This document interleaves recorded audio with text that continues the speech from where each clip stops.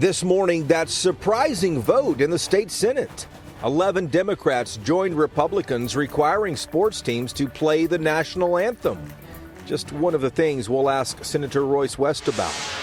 Harris County Judge Lena Hidalgo taking on state Republican leaders. Will she sue if the legislature restricts voting centers and hours? And will Judge Hidalgo run for governor? We're going to ask.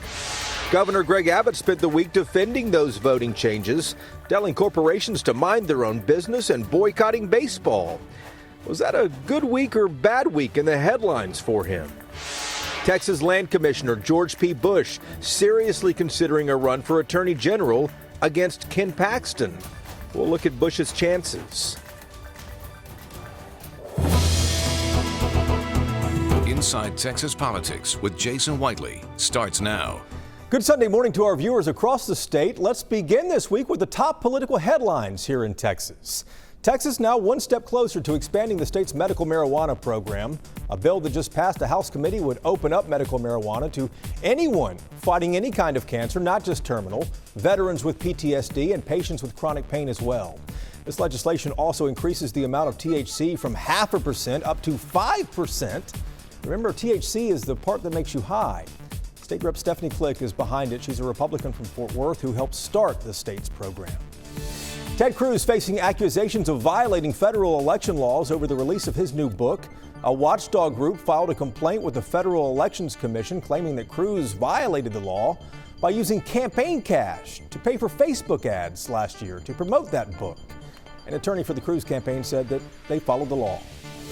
And Texas might soon get a new alert system, this one for active shooters. It would be similar to the Amber Alert, but would warn people in the vicinity of an active shooter. The House passed it. The Senate considers it next. Let's start our program this morning with that surprising vote in the state Senate. 11 Democrats joined Republicans to require that professional sports teams play the national anthem before each game. Lieutenant Governor Dan Patrick wanted this after the Dallas Mavericks temporarily stopped playing the song in protest at basketball games. One of those who supported it is State Senator Royce West. He represents downtown Dallas and much of the southern portion of the county. Joining us right now from his office. Senator, it's good to see you again. It's a pleasure seeing you also, Jason. So why was this a surprise to the Lieutenant Governor? Did you not speak to him about this before the vote was called? let me put it to you like this. Most of us were brought up singing the Star Spangled Banner. It's a representation of it's a song that kind of brings this whole country together, even though we have issues. And so I didn't see it as a tough vote at all, to be honest with you. I think we should have this, people, number one, should learn the Star Spangled Banner and should be able to sing it. There are issues that are much more important than whether we should sing the Star Spangled Banner, which I think we ought to do. Well, tell me how you reconcile that, because obviously there are many pro sports athletes who think that kneeling during the Star Spangled Banner makes a statement, obviously, in protest of what's going on across the country. How do you reconcile the difference between the two? Because the song, Mark Cuban said, who owns the Mavericks, was not played in protest. Well, I mean, here's the deal. Everyone has a different perspective on that issue. If people want to take a knee, they should be able to take a knee. But I still believe that it's a song that we were brought up in school, not only when I was in elementary and high school, but also many others, different generations singing that particular song. And so I don't think that we should just throw it to the wayside. I think we ought to sing it as a unifying factor and for our country, and frankly, being aspirational in terms of the words that are part of that particular song. Are there problems in this country? Yes. Is there divisiveness? Yes. Is there racism? Yes. And so we still need to make certain we deal with those particular issues, but I don't think singing the Star Spangled Banner, right, not singing it, is going to solve those particular more critical problems. Senator West, we've watched session after session as you have passed police reform bills over the years. What is on tap this session? We're, 45 days or so left in the session. Will any police reform get passed in light of what we saw last year?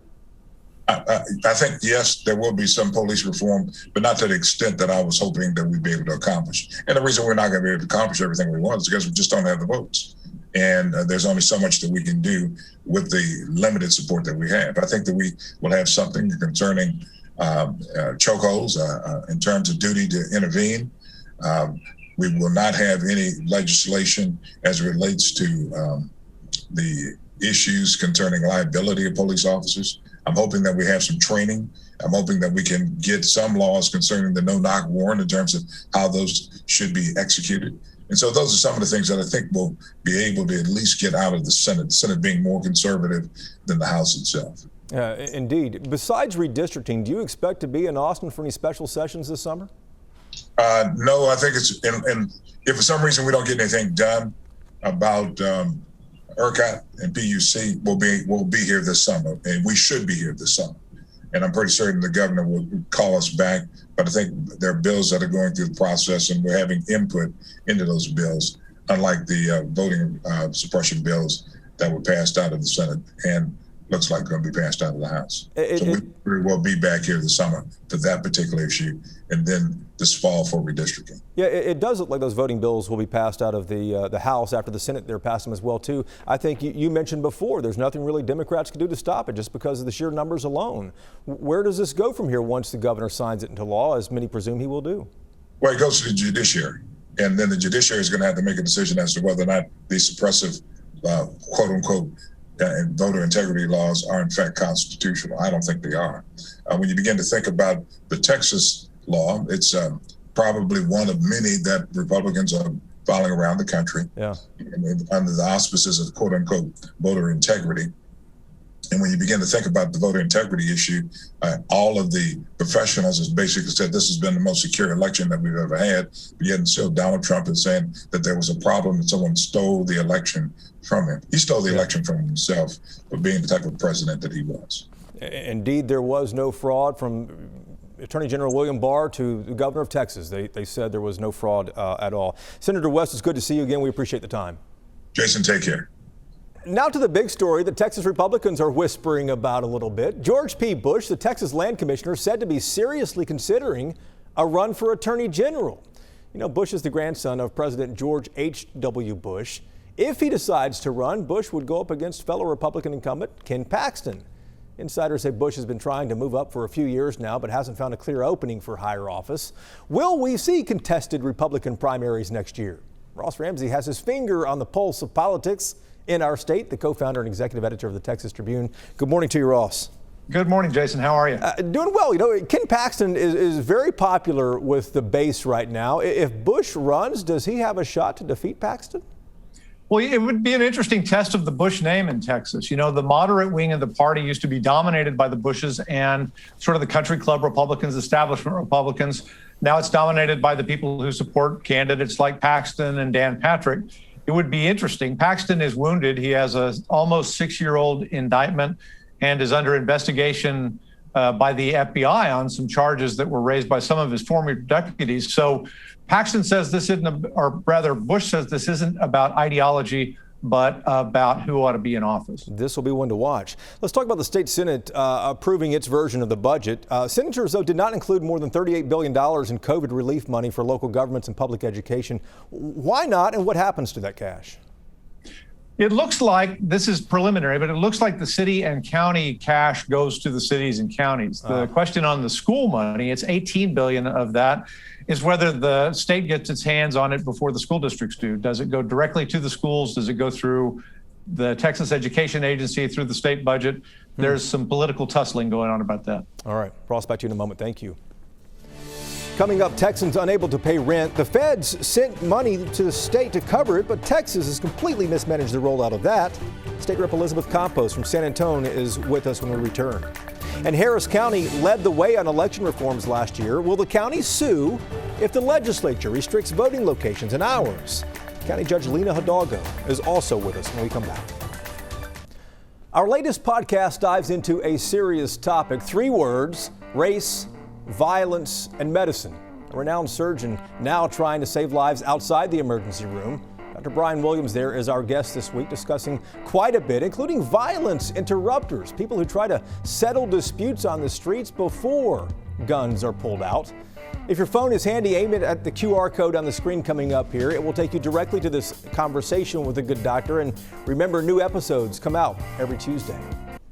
Tens of thousands of Texans are in trouble, unable to pay rent. After the pandemic wiped out jobs, many of them haven't returned yet. Here's the thing, the federal government sent Texas money to cover rent payments, but the state has completely mismanaged the rollout of that relief. This is something our next guest is frustrated about. It's State Representative Elizabeth Campos, a Democrat who represents San Antonio and parts of Bexar County, and she is on the go as always. Good to see you, Representative Campos. Good to see you, and thank you for having me. Absolutely. Let's start with this rent relief provided by the federal government. There are software problems, backlogs of applications, problems online. Why is this state having so many problems trying to get the money to the people who need it? It's unbelievable. I mean, the state got $1.3 billion. And as of today, I think that there was 612 families that were assisted, and that only, equal to approximately $4 million. So, I mean, it's clearly unacceptable. And, they hired a vendor that just obviously didn't do what they were supposed to. And so they're extremely backlogged, and it's terrible because we have so many people that are in such need. But I'm very, very thankful for Chairman Cortez that the committee did this report. And so, on Wednesday, we were able to talk to Mr. Bobby Wilkinson from the HDC, and we're going to talk with them again in 2 weeks, and hopefully it gets cleared up. I know individuals in my area are in desperate need, and we sent out about 6,000 text messages letting our constituent know that there was rent relief, and then they were not able to get help. Let me back this up for our viewers as well, too. So the House Urban Affairs Committee, commissioned this investigation, and this is the report you're talking about here. The legislature is in session. The committee and the chairman know about this. You do, too. What can lawmakers do right now? Well, that was the whole purpose of the report. And then again, a follow-up and just expressing our concerns and making sure that this gets resolved as soon as possible. The money needs to get out to the people as quickly as possible. So we're working with them to the best of our ability to make sure that the funds get out to the individuals that are in need. How long will it take to get to these 170,000+ applications? Again, in 2 weeks, they're supposed to report back to us. But in the interim, we are keeping in contact with them. So, we're doing the best that we can to hold them accountable and to make sure that our constituents get taken care of. And Representative Campos, how many people stand to be evicted before this rent relief might get to them? Well, that's one thing, I don't have the exact numbers, but there's hundreds and, individuals. So what I've done in my district is I've reached out to the constituents and honestly, I'm open to anyone that needs assistance. I'm open to them contacting my office. And so what I'm doing is I'm trying to work with the constituents, the landlords, and letting them know what we're doing and letting them know that the money's coming. Yeah. So that's the best that I can do to reach out to my constituents and try to keep them from getting evicted. My next intent is to reach out to the counties, to the JPs, and stress to them the concern and again, advise them what the committee's doing. There's something's in the pipeline there for them, right? Something is definitely in the pipeline. So that's my next step, is to jump in and talk with the precinct judges and see how they can work with us, because we don't need for more people to get evicted. Right. I mean, I have been a community leader for many, many years. I've worked very closely with homelessness, and so we don't need our homeless population growing. We need it decreased. Absolutely not at this time here. State Rep Elizabeth Campos, we appreciate your time. Thanks for stopping there for us too. Absolutely. Thank you so much for having me. Now to one of the most controversial bills of the legislative session. The state Senate passed restrictions on voting locations and hours in Texas. The House is moving forward with it now. Texas Democrats unable to stop it at the Capitol, and no place will be more directly impacted than Houston and Harris County.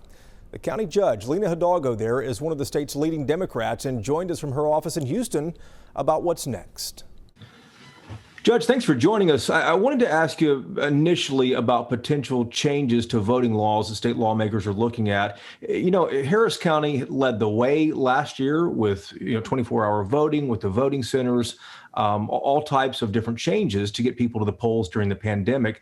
Texas Republicans, though, now want to limit all that access, as you come out, criticizing them for. My question is, if the legislature passes these changes, the Republican legislature, will Harris County go to court over it?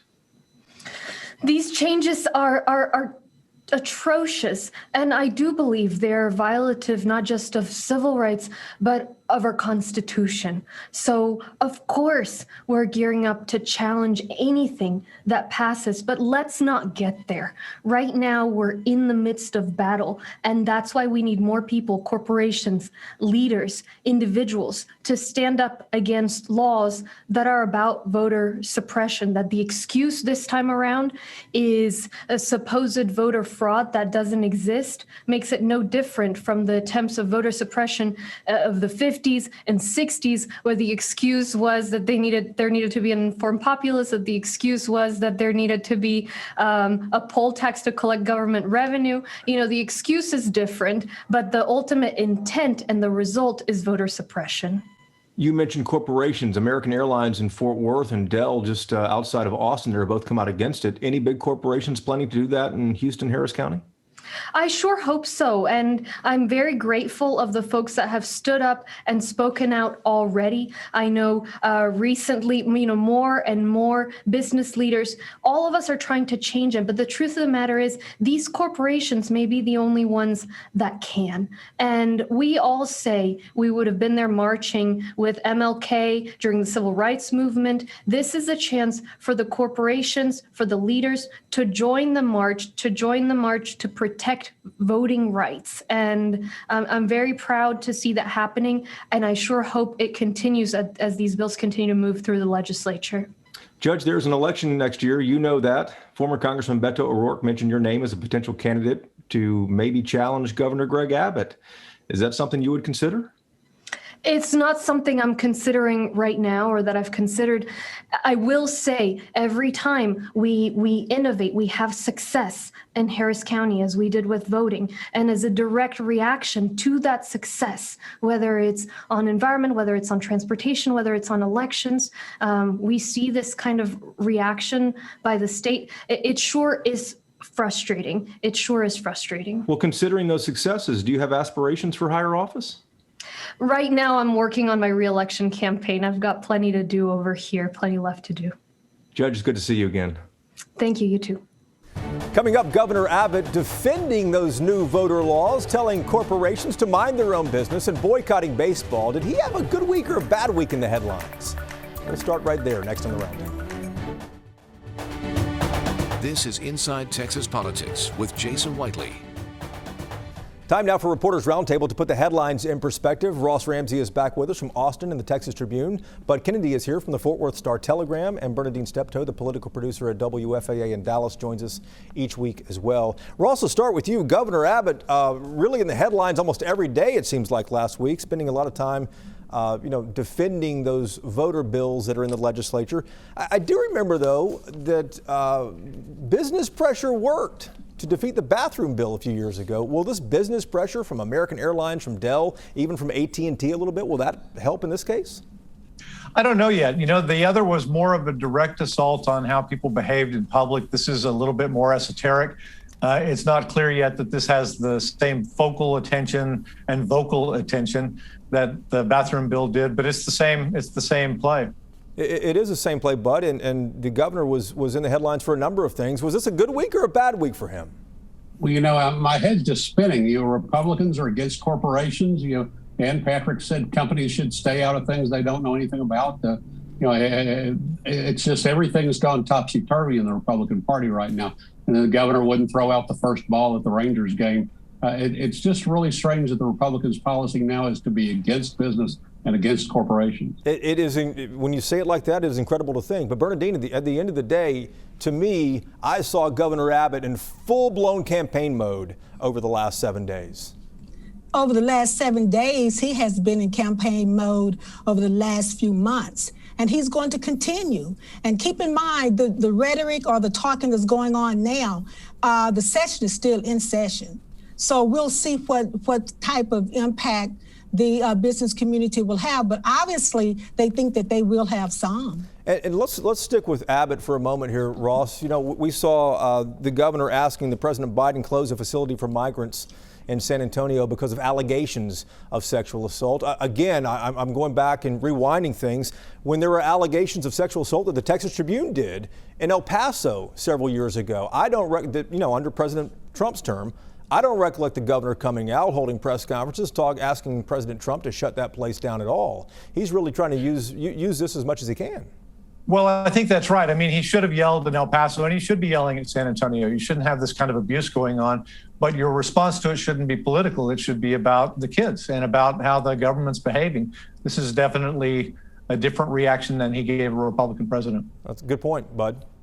He's trying to show that he'll fight, but you can tell that he's serious about it when he tells TEA to have the school districts send school teachers in. He hasn't said that yet. Bernadine? Well, you know what? Let's see what happens, because obviously he was not going to go against Trump. But what is he doing to help those children? That's the question. Instead of holding press conferences, what is he doing to help the children who are coming across the border? Yeah, we'll see about that. It says your connection's unstable. I don't see it at all. Ross, let me get back to that. Do you expect, here in the final moments, do you expect we'll see a lot more of the governor in the coming weeks? Yeah, as you get closer to the end of a legislative session, the governor's power over the legislature increases and his bully pulpit gets bigger. Here we go. Yeah, here we go, indeed. Good deal. Guys, thank you so much. We appreciate it. Thank you for watching as well. We're back again next Sunday to take you inside Texas politics. Hope you can join us in. Hope you have a good week as well. Take care.